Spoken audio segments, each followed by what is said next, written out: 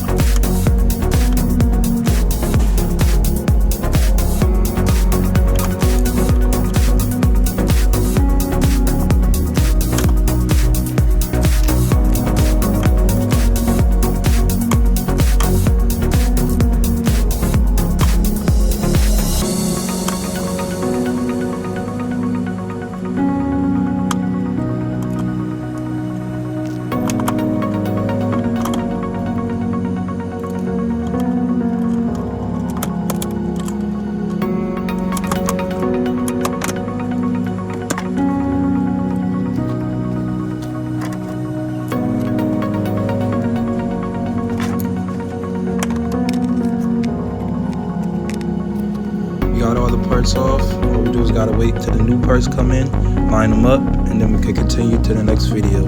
Thanks for watching, and please make sure you like and subscribe.